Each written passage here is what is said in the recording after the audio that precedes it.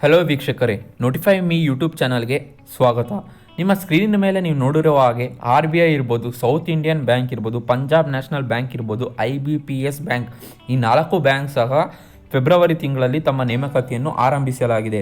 ಹಾಗಾಗಿ ಫೆಬ್ರವರಿ ತಿಂಗಳಿನಲ್ಲಿ ಬರುವ ಎಲ್ಲ ಬ್ಯಾಂಕಿನ ಉದ್ಯೋಗಗಳ ವಿವರವನ್ನು ನಾವು ನಿಮಗೆ ಸಂಪೂರ್ಣವಾಗಿ ನೋಡಲಿದ್ದೇವೆ. ಆದ ಕಾರಣ ಯಾವುದೇ ಕಾರಣಕ್ಕೂ ನೀವು ಈ ವಿಡಿಯೋವನ್ನು ಸ್ಕಿಪ್ ಮಾಡಬೇಡಿ. ಬರೀ ಇಂಪಾರ್ಟೆಂಟ್ ಸ್ಟೇಟ್ಮೆಂಟ್ಸ್ ಮಾತ್ರ ನಾನು ಈ ವಿಡಿಯೋದಲ್ಲಿ ಇನ್ಕ್ಲೂಡ್ ಮಾಡಿದ್ದೇನೆ. ನಿಮಗೂ ಟೈಮ್ ವೇಸ್ಟ್ ಆಗಬಾರ್ದು, ನಮಗೂ ಟೈಮ್ ವೇಸ್ಟ್ ಆಗಬಾರ್ದು. ನಿಮ್ಮ ಟೈಮ್ ಸೇವ್ ಮಾಡೋದೇ ಇದರ ಉದ್ದೇಶ. ಮತ್ತು ಈ ಥರ ಹಲವಾರು ನೋಟಿಫಿಕೇಷನ್ಗಾಗಿ ನಮ್ಮ ನೋಟಿಫೈ ಮೀ ಯೂಟ್ಯೂಬ್ ಚಾನಲ್ನ ಸಬ್ಸ್ಕ್ರೈಬ್ ಮಾಡಿ, ಲೈಕ್ ಮಾಡಿ. ಬನ್ನಿ ಪ್ರತಿಯೊಂದು ಮಾಹಿತಿಯನ್ನು ತಿಳಿತಾ ಹೋಗೋಣ. ಮೊದಲನೇದಾಗಿ RBI ರಿಕ್ರೂಟ್ಮೆಂಟ್. RBI ನಿಮಗೆಲ್ಲರಿಗೂ ಗೊತ್ತಿರೋ ಹಾಗೆ ರಿಸರ್ವ್ ಬ್ಯಾಂಕ್ ಆಫ್ ಇಂಡಿಯಾ. ಹಾಗೂ ಇದರಲ್ಲಿ ಕರೆದಿರುವ ನಂಬರ್ ಆಫ್ ಪೋಸ್ಟ್ ಬಂದುಬಿಟ್ಟು 322 ಇದೆ. 322 ಪೋಸ್ಟ್ಗೆ ಕರೆದಿದ್ದಾರೆ. ಹಾಗೂ job location all over India ಇರುತ್ತೆ. ಭಾರತಾದ್ಯಂತ ಜಾಬ್ ಲೊಕೇಶನ್ ಇರುತ್ತದೆ, ನೀವು ಎಲ್ಲಿ ಬೇಕಾದ್ರೂ ಅಪ್ಲೈ ಮಾಡ್ಬೋದು. ಮತ್ತು ಪೋಸ್ಟ್ ನೇಮ್ ನೋಡೋದಾದರೆ ವೇರಿಯಸ್ ಆಫೀಸರ್ಸ್, ನೀವು ಅವ್ರಿಗೆ ಬೇಕಾಗಿರೋ ಪ್ರತ್ಯೇಕ ಆಫೀಸರ್ಸ್ಗೆ ಅವ್ರು ಕರೆ ಮಾಡಿದ್ದಾರೆ. ಮತ್ತು ಎಲ್ಲ ಆಫೀಸರ್ಸ್ಗೂ ಒಂದೇ ಎಜುಕೇಷನ್ ಎಲಿಜಿಬಿಲಿಟಿ ಇರುತ್ತೆ. ನಾವು ಅದನ್ನು ಮುಂದೆ ನೋಡೋಣ. ಮತ್ತು salary 35,150 ರುಪೀಸಿಂದ 83,254 rupees per month salary ಅವರು ನಿಮಗೆ ರೆಕಮೆಂಡ್ ಮಾಡಿದ್ದಾರೆ. ಹಾಗೂ ಬನ್ನಿ ಪೋಸ್ಟ್ ನೇಮ್ ಮತ್ತು ನಂಬರ್ ಆಫ್ ಪೋಸ್ಟ್ ಅವ್ರು ಹೇಗೆ ಕ್ಲಾಸಿಫೈ ಮಾಡಿದ್ದಾರೆ ಅನ್ನೋದನ್ನು ನೋಡ್ಬೋದು. Officers in grade B general, ಆ ಪೋಸ್ಟ್ಗೆ 270 ನಂಬರ್ ಆಫ್ ಪೋಸ್ಟ್ ಇದೆ. ಮತ್ತು officers in grade B DEPR ಡಿಪಾರ್ಟ್ಮೆಂಟ್ಗೆ 29 post ಖಾಲಿ ಇದೆ. ಹಾಗೂ officers in grade B DSIM ಡಿಪಾರ್ಟ್ಮೆಂಟ್ಗೆ 23 post ಖಾಲಿ ಇದೆ. ಇದನ್ನು ಆ್ಯಡ್ ಮಾಡಿದ್ರೆ ಟೋಟಲ್ 322 ಪೋಸ್ಟ್ ಖಾಲಿ ಇದೆ. ಹಾಗೂ ಪೋಸ್ಟ್ ನೇಮ್ ಮತ್ತು ಅದರ ಎಜುಕೇಷನ್ ಕ್ವಾಲಿಫಿಕೇಷನ್, ಆ ಪೋಸ್ಟ್ಗೆ ಬೇಕಾಗಿರೋ ಎಜುಕೇಷನ್ ಕ್ವಾಲಿಫಿಕೇಷನ್ ನೋಡೋಣ. ಫಸ್ಟ್ ಪೋಸ್ಟ್ ಅಂದರೆ ಗ್ರೇಡ್ ಬಿ ಜನರಲ್ ಪೋಸ್ಟ್ಗೆ ಗ್ರ್ಯಾಜುಯೇಷನ್ ಅಥವಾ ಪೋಸ್ಟ್ ಗ್ರ್ಯಾಜುಯೇಷನ್ ಮಾಡಿರೋ ಕ್ಯಾಂಡಿಡೇಟ್ಸ್ನ ಪ್ರಿಫರ್ ಮಾಡುತ್ತಾರೆ. ಮತ್ತು officers in grade B DEPR ಅವರ ಮಾಸ್ಟರ್ ಡಿಗ್ರಿ ಅಥವಾ MBA PGDM ಮಾಡಿರೋ ಕ್ಯಾಂಡಿಡೇಟ್ಸ್ನ ಪ್ರಿಫರ್ ಮಾಡ್ತಾರೆ. Officers in grade B DSIM ಆ ಪೋಸ್ಟ್ಗೆ ಮಾಸ್ಟರ್ ಡಿಗ್ರಿ ಅಥವಾ PGDBA ಅನ್ನು ಮಾಡಿರೋರನ್ನ ಪ್ರಿಫರ್ ಮಾಡ್ತಾರೆ. ನೀವೊಬ್ಬರಾಗಿದ್ದಲ್ಲಿ ನೀವು ಅಪ್ಲೈ ಮಾಡ್ಬೋದು.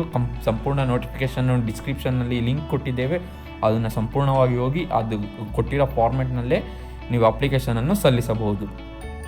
ಹಾಗೂ ಏಜ್ ಲಿಮಿಟ್ ಇದೊಂದು ಇಂಪಾರ್ಟೆಂಟ್ ಫ್ಯಾಕ್ಟರ್. ಇದರಲ್ಲಿ ನೀವು ಮಿನಿಮಮ್ 21 ವರ್ಷದ ಮೇಲ್ಪಟ್ಟವರಾಗಿರಬೇಕು ಮತ್ತು ಮ್ಯಾಕ್ಸಿಮಮ್ 34 ಇಯರ್ಸ್ ಆ ಇಯರ್ ಒಳಗಡೆ ಇದ್ದವರು ಆ್ಯಸ್ ಆನ್ January 1, 2021 ಈ ಡೇಟ್ಗೆ ನೀವು ಈ ಏಜ್ ಲಿಮಿಟಲ್ಲಿ ಬಂದರೆ ನೀವು ಅರ್ಹರಾಗಿರ್ತೀರಾ. ಮತ್ತು ನಿಮ್ಗೆ ಏಜ್ ರಿಲ್ಯಾಕ್ಸೇಷನ್ ಕೂಡ ಇರುತ್ತೆ. ಏಜ್ ರಿಲ್ಯಾಕ್ಸೇಷನ್ ಅಂದರೆ OBC 2A 2B 3A 3B candidates ಅವರು 3 ವರ್ಷ ಮ್ಯಾಕ್ಸಿಮಮ್ ಏಜ್ ಎಕ್ಸ್ಟೆಂಡ್ ಆಗಿರುತ್ತೆ. ಮತ್ತು SC ST ಕ್ಯಾಂಡಿಡೇಟ್ಸ್ ಅವರಿಗೆ 5 ವರ್ಷ ಮ್ಯಾಕ್ಸಿಮಮ್ ಎಕ್ಸ್ಟೆಂಡ್ ಆಗಿರುತ್ತೆ. ಹಾಗೂ PWD ಕ್ಯಾಂಡಿಡೇಟ್ಸ್ಗೆ 10 years maximum age extend ಆಗಿರುತ್ತೆ.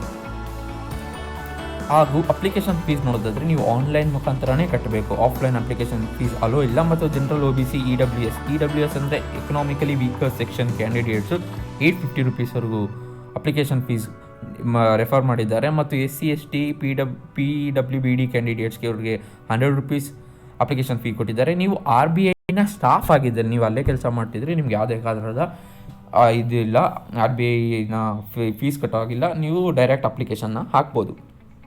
ಮತ್ತು ಸೆಲೆಕ್ಷನ್ ಪ್ರೊಸೆಸ್, ನಿಮ್ಮನ್ನು ಆನ್ಲೈನ್ ಎಕ್ಸಾಮ್ ಬರೆಸಿ ನಂತರ ಇಂಟರ್ವ್ಯೂ ಮುಖಾಂತರ ಸೆಲೆಕ್ಟ್ ಮಾಡ್ತಾರೆ.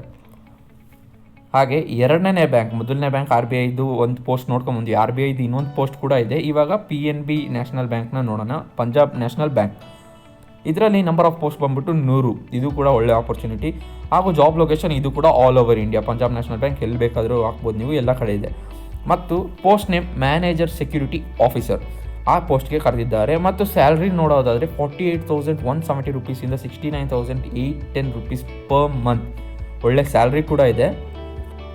ಎಜುಕೇಷನ್ ಕ್ವಾಲಿಫಿಕೇಷನ್ ನೋಡೋಣ. ನೀವು ಬ್ಯಾಚುಲರ್ ಡಿಗ್ರಿಯನ್ನು ಯಾವುದಾದ್ರೂ ರೆಕಗ್ನೈಸ್ಡ್ ಯೂನಿವರ್ಸಿಟಿ, ಮಾನ್ಯತೆ ಹೊಂದಿರುವ ಯೂನಿವರ್ಸಿಟಿಯಿಂದ ಬ್ಯಾಚುಲರ್ ಡಿಗ್ರಿ ಸರ್ಟಿಫಿಕೇಟ್ ಪಡೆದಿರಬೇಕು. ಅವರ ಕೊಟ್ಟಿರೋ ನೋಟಿಫಿಕೇಷನ್ ಆ ಥರ ನೋಡೋದಾದರೆ ಅದನ್ನು ನೀವು ಈ ಥರ ರೆಕಗ್ನೈಸ್ಡ್ ಯೂನಿವರ್ಸಿಟಿ ಪ್ರಕಾರನೇ ಬಂದಿರಬೇಕು.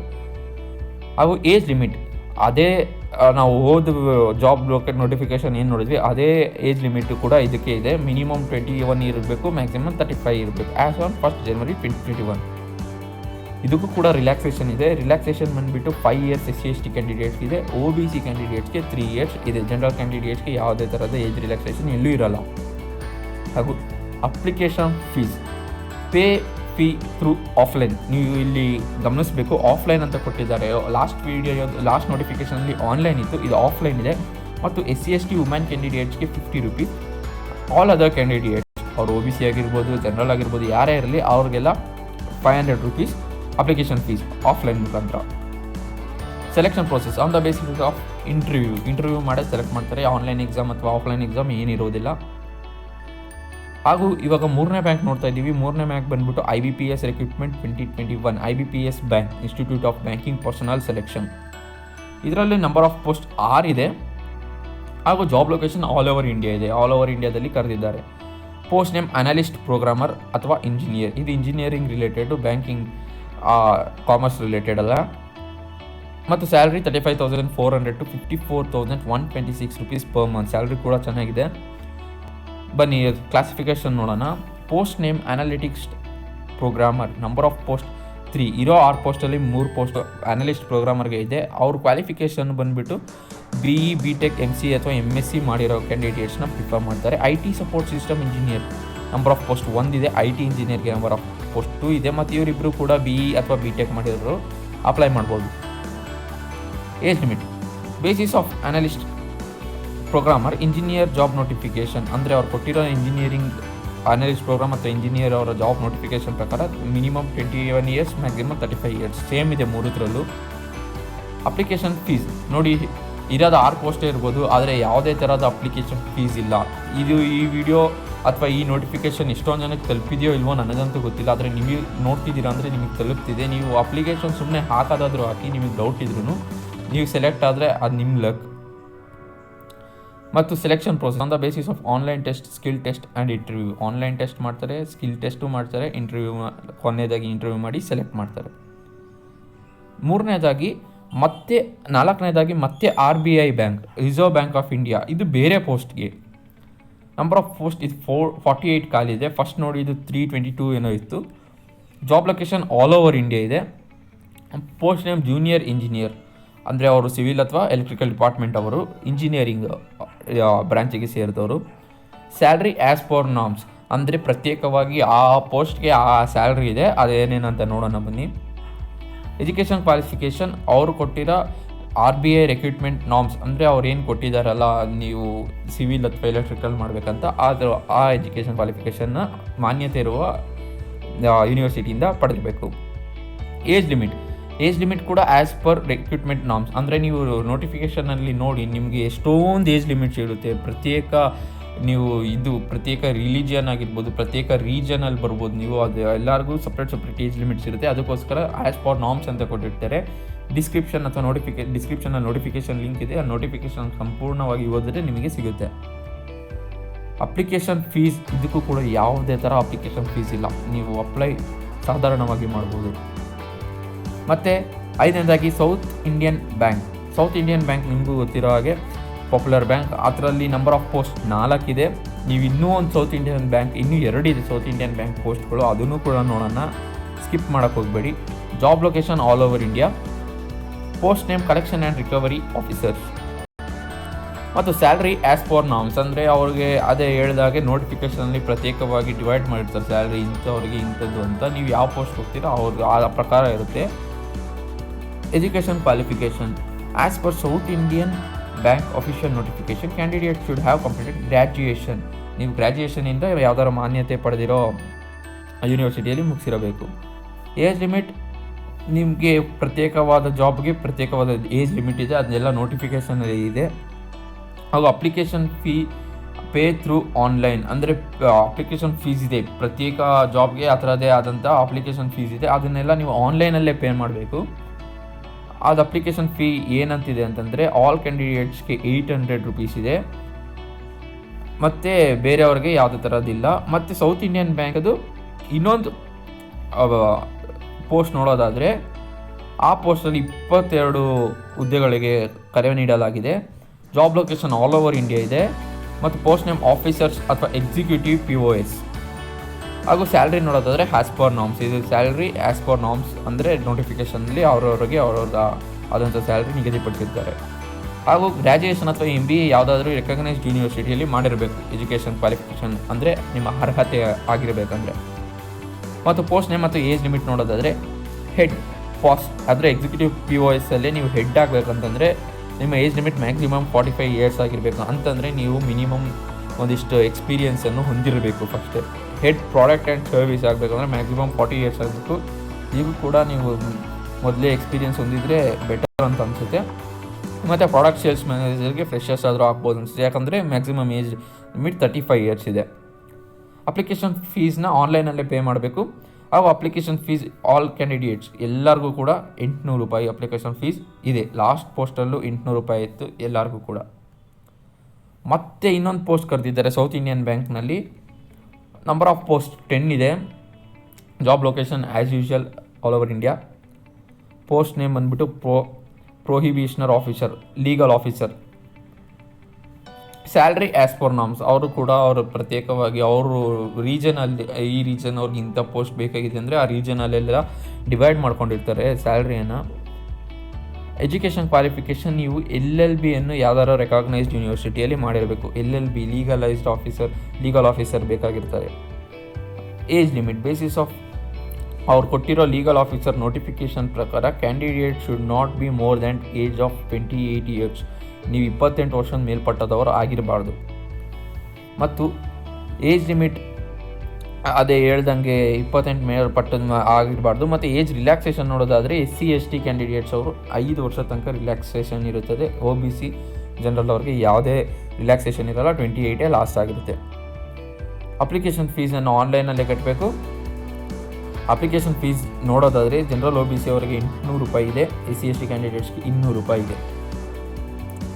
ಸೆಲೆಕ್ಷನ್ ಪ್ರೋಸೆಸ್, ಅವರು ನಿಮ್ಮ ರೆಸ್ಯೂಮ್ ಅಥವಾ ನಿಮ್ಮ ಡಾಕ್ಯುಮೆಂಟ್ಸ್ನ ನೋಡಿ ಶಾರ್ಟ್ ಲಿಸ್ಟಿಂಗ್ ಮಾಡ್ತಾರೆ. ಶಾರ್ಟ್ ಲಿಸ್ಟ್ ಮಾಡಿರೋ ಸ್ಟೂಡೆಂಟ್ಸ್ ಅಥವಾ ಕ್ಯಾಂಡಿಡೇಟ್ಸ್ನ ಇಂಟರ್ವ್ಯೂಗೆ ಕರೀತಾರೆ. ಮತ್ತು ಇಂಪಾರ್ಟೆಂಟ್ ಡೇಟ್ಸ್ ನೋಡೋದಾದರೆ ನಾವು ಫಸ್ಟ್ ಹೇಳಿದ್ವಲ್ಲ RBI recruitment. RBI recruitment start ಆಗೋದು 2 ಫೆಬ್ರವರಿ, ಅಂದರೆ ನಿನ್ನೆ ಸ್ಟಾರ್ಟ್ ಆಗಿದೆ. ಮತ್ತು last date to apply 15 February. ನೋಡಿ ಡ್ಯೂರೇಷನ್ ತುಂಬ ಕಡಿಮೆ ಇದೆ ಬೇರೆ ಜಾಬ್ಸ್ಗೆಲ್ಲ ಕನ್ಸಿಡರ್ ಮಾಡಿದ್ರೆ. ಡೇಟ್ ಆಫ್ ಆನ್ಲೈನ್ ಎಕ್ಸಾಮಿನೇಷನ್ ಕೂಡ ಅವರು ನಿಮಗೆ ಕೊಟ್ಬಿಟ್ಟಿದ್ದಾರೆ, ಅದು 8 ಮಾರ್ಚ್. ಎಲ್ಲ ಬಂದೇ ಬಿಡ್ತು. PNB ನಾವು ಸೆಕೆಂಡ್ ಹೇಳಿದ್ವಲ್ಲ ಪಂಜಾಬ್ ನ್ಯಾಷನಲ್ ಬ್ಯಾಂಕ್, ಅದು ಸ್ಟಾರ್ಟ್ ಆಗೋದು 27 ಜನವರಿ, ಆಲ್ರೆಡಿ ಸ್ಟಾರ್ಟ್ ಆಗಿದೆ. Closing date for downloading application form and cash voucher ಅದು 13 ಫೆಬ್ರವರಿ. ಇದು ಕೂಡ ಡ್ಯೂರೇಷನ್ ತುಂಬ ಕಡಿಮೆ ಇದೆ. 13 ಫೆಬ್ರವರಿ ಒಳಗೆ ನೀವು ತೊಗೊಬೇಕು. ಮತ್ತು ಅವ್ರು ತೊಗೊಂಡಿರೋ ಅಪ್ಲಿಕೇಶನ್ನ ನೀವು ಆಫ್ಲೈನಲ್ಲಲ್ವ ಸಬ್ಮಿಟ್ ಮಾಡಬೇಕಾಗಿರೋದು. ಅದಕ್ಕೆ ನೀವು ಸಬ್ಮಿಟ್ ಅದೇನು ಹೇಳಿದ್ದಾರೆ ಅದನ್ನೆಲ್ಲ ಫಾರ್ಮೆಟ್ ಮುಗಿಸೋಷ್ಟರಲ್ಲಿ ನೀವು 15 ಫೆಬ್ರವರಿ ಒಳಗೆ ಮುಗಿಸ್ಕೊಂಡ್ಬಿಡ್ಬೇಕು. ಅದೇ ಲಾಸ್ಟ್ ಡೇಟ್. ಮತ್ತು IBPS recruitment start date to apply online 16 ಜನವರಿ ಇದೆ. ಲಾಸ್ಟ್ ಡೇಟ್ 8 ಫೆಬ್ರವರಿ. ತುಂಬ ಕ್ಲೋಸ್ ಇದೆ ಇದನ್ನು. ಆನ್ಲೈನ್ ಎಕ್ಸಾಮಿನೇಷನ್ ಅದು ಟೆಂಟೇಟಿವ್, ಅದು ಫಿಕ್ಸ್ಡ್ ಅಲ್ಲ. ಫೆಬ್ರವರಿ ಅಥವಾ ಮಾರ್ಚ್ ಅಂತ ಹೇಳಿದ್ದಾರೆ, ಅದು ಗ್ಯಾರಂಟಿ ಇಲ್ಲ. ಸೌತ್ ಇಂಡಿಯಾ ಬ್ಯಾಂಕ್ ಅವರಿಗೆ ಸ್ಟಾರ್ಟ್ ಆಗೋದು 28 ಜನವರಿ 2021, ಲಾಸ್ಟ್ ಆಗೋದು 8 ಫೆಬ್ರವರಿ. ಎಲ್ಲದರದ್ದು ಡ್ಯೂರೇಷನ್ ತುಂಬ ಕಡಿಮೆ ಇದೆ. ಕಾಂಪಿಟೇಷನ್ ಕೂಡ ಹಾಗೆ ಇರುತ್ತೆ. ಹಾಗೂ ನಾವು ಹೇಳ್ಬೋದು ಎಲ್ಲರಿಗೂ ಈ ನೋಟಿಫಿಕೇಷನ್ ಸಿಕ್ಕಿದೆ ಇರೋ ಗೊತ್ತಿಲ್ಲ. ಇದು ನೋಡ್ತಿದ್ದೀರಾ ಅಂದರೆ ನಿಮಗಂತೂ ಸಿಕ್ಕಿದೆ. ನೀವು ಎಷ್ಟೊಂದು ಅಪ್ಲಿಕೇಶನ್ ಫೀಸ್ ಇಲ್ಲದೆ ಇರೋದಕ್ಕಾದರೂ ನೀವು ಕಾನ್ಫಿಡೆನ್ಸ್ ಇಲ್ಲ ಅಂದರೆ ಅದಕ್ಕಾದರೂ ನೀವು ಅಪ್ಲೈ ಮಾಡ್ಬೋದು. God knows who place where. ನೋಡೋಣ ಎಲ್ಲದಕ್ಕೂ ಅಪ್ಲೈ ಮಾಡೋದು ಹೇಗೆ ಅಂತ. Read notification carefully. First step, ನೀವು ಕೊಟ್ಟಿರೋ ನೋಟಿಫಿಕೇಷನ್ನ ಸಂಪೂರ್ಣವಾಗಿ ಓದಿ. ಎಲ್ಲ ಪ್ರೋಸೆಸ್ ಹೆಂಗೆ ಮಾಡಬೇಕು. ಫಸ್ಟ್ ನಾನು ಅಪ್ಲಿಕೇಶನ್ ಫಾರ್ಮ್ ಫಿಲ್ ಮಾಡಬೇಕು, ನೆಕ್ಸ್ಟು ನನ್ನ ಡಾಕ್ಯುಮೆಂಟ್ಸ್ ಅಪ್ಲೋಡ್ ಮಾಡಬೇಕು, ನೆಕ್ಸ್ಟು ಫೀ ಪೇಮೆಂಟ್ ಮಾಡಬೇಕು, ನೆಕ್ಸ್ಟು ಸಬ್ಮಿಟ್ ಆಗಿರೋ ಅಪ್ಲಿಕೇಶನ್ನ ಪ್ರಿಂಟೌಟ್ ತೆಕ್ಕೊಬೇಕು, ಅವ್ರ ಆಫೀಸಿಗೆ ಕೊಡಬೇಕು. ಅದು ಏನು ಡೀಟೇಲ್ಸ್ ಇದೆ ಆ ಫಾರ್ಮೆಟ್ನ ಕಂಪ್ಲೀಟಾಗಿ ಓದಿ. ಮತ್ತು ಕೀಪ್ ಯುವರ್ ಡಾಕ್ಯುಮೆಂಟ್ಸ್ ರೆಡಿ. ನಿಮಗೆ ಏನೇನು ಡಾಕ್ಯುಮೆಂಟ್ಸ್ ಬೇಕಾಗಿದೆಯಲ್ಲ ಆ ಡಾಕ್ಯುಮೆಂಟ್ಸ್ ನಾವು ರೈಟ್ ಸೈಡು ಕೊಟ್ಟಿದ್ದೀವಿ. ನಿಮ್ಮ ಇಮೇಲ್ ID ಅಥವಾ ಮೊಬೈಲ್ ನಂಬರ್, ನಿಮ್ಮ ID ಪ್ರೂಫ್ ಅಂದರೆ ನಿಮ್ಮ ವೋಟರ್ ID ಅಥವಾ DL ID ಪ್ರೂಫ್ ಯಾವುದಾದ್ರೂ, ಆಧಾರ್ ಕಾರ್ಡ್ ಅದು ಆಗುತ್ತೆ. ಮತ್ತು ನಿಮ್ಮ age proof, birth certificate, 10th marks card ಆಗುತ್ತೆ. ಎಜುಕೇಷನ್ ಕ್ವಾಲಿಫಿಕೇಷನ್, ನೀವು ಓದಿರೋ ಸರ್ಟಿಫಿಕೇಟ್, ಮತ್ತು ರಿಸ್ಯೂಮೆ, ನಿಮ್ಗೆ ಯಾವ್ದಾದ್ರು ಎಕ್ಸ್ಪೀರಿಯನ್ಸ್ ಇದ್ದರೆ ಆ ರೆಸ್ಯೂಮೆ. ಮತ್ತು ಸ್ಟಾರ್ಟ್ ಫಿಲ್ಲಿಂಗ್ ದ ಫಾರ್ಮ್. ನೀವು ಫಾರ್ಮ್ನ ಫಿಲ್ ಮಾಡೋಕ್ಕೆ ಸ್ಟಾರ್ಟ್ ಮಾಡಿ. ಕೊನೆಯದಾಗಿ ಅಪ್ಲೋಡ್ ಮಾಡಿ ನಿಮ್ಮ ಡಾಕ್ಯುಮೆಂಟ್ಸನ್ನು. ಮತ್ತು ನಿಮಗೆ ಫೀ ಪೇಮೆಂಟ್ ಇದ್ದರೆ ಫೀ ಪೇಮೆಂಟನ್ನು ಮಾಡಿದರೆ ನಿಮ್ಮ ಪ್ರೊಸೆಸ್ ಕಂಪ್ಲೀಟ್ ಆಗುತ್ತೆ. ಹಾಗೂ ನಿಮಗೆ ಕೊಟ್ಟಿರೋ ನಂಬರ್ಸ್, ಅಪ್ಲಿಕೇಶನ್ ನಂಬರ್ ಏನು ಕೊಡ್ತಾರೆ ಅದೇ ನಿಮ್ಮ ರೆಫರೆನ್ಸ್ ನಂಬರ್. ಅದನ್ನು ನೀವು ಕಳಿಬಾರ್ದು ಯಾವುದೇ ಕಾರಣಕ್ಕೂ. ಮತ್ತು ಆ ಪಾಸ್ವರ್ಡ್ನ ಬೇರೆಯವ್ರ ಜೊತೆ ಶೇರ್ ಮಾಡಬಾರ್ದು. ನೀವೇ ಲೂಸರ್ಸ್ ಆಗೋದು ಶೇರ್ ಮಾಡಿದ್ರೆ. ಹಾಗೆ ಇದೇ ಥರದ ಎಲ್ಲ ನೋಟಿಫಿಕೇಷನ್ ಆಗಿ ನಮ್ಮ ಚಾನಲ್ನ ಸಬ್ಸ್ಕ್ರೈಬ್ ಮಾಡಿ. ನೀವು ನೋಡಿರ್ಬೋದು ಎಲ್ಲ ಬ್ಯಾಂಕ್ ಡೀಟೇಲ್ಸ್ನು ಒಂದೇ ಶಾರ್ಟಲ್ಲಿ ನಿಮಗೆ ಪ್ಲೇಸ್ ಮಾಡಿದ್ದೇವೆ. ನಿಮ್ಮ ಟೈಮ್ ಸೇವ್ ಆಗುತ್ತೆ. ನಿಮ್ಮ ರಿಲೇಟಿವ್ಸ್ ಅಥವಾ ನಿಮ್ಮ ಮಗಳು ಯಾರೇ ಆಗಿರಲಿ ಅವ್ರಿಗೂ ಕೂಡ ನೀವು ಇನ್ಫಾರ್ಮೇಷನ್ ಕೊಡ್ಬೋದು. ಅವ್ರ ಟೈಮ್ ಇಲ್ಲದೆ ಇರ್ಬೋದು, ಅವರು ಏನೋ ಮಾಡ್ತಾ ಇರ್ಬೋದು, ಅವ್ರ ಬ್ಯುಸಿ ಶೆಡ್ಯೂಲ್ಡಲ್ಲಿ ಇದನ್ನೆಲ್ಲ ನೋಡೋಕ್ಕೆ ಆಪರ್ಚುನಿಟೀಸ್ನೆಲ್ಲ ನೋಡೋಕೆ ಆಗದೆ ಇರ್ಬೋದು. ನೀವು ಅವರಿಗೆ ಕೊಡ್ಬೋದು. ನಾವು ನಿಮಗೆ ಶೇರ್ ಮಾಡ್ತಾ ಇರ್ತೀವಿ. ನಮ್ಮ ವರ್ಕ್ ನಿಮ್ಗೆ ಇಷ್ಟ ಆದರೆ ನಮ್ಮ ಚಾನಲ್ನ ಸಬ್ಸ್ಕ್ರೈಬ್ ಮಾಡಿ. Thank you so much for watching.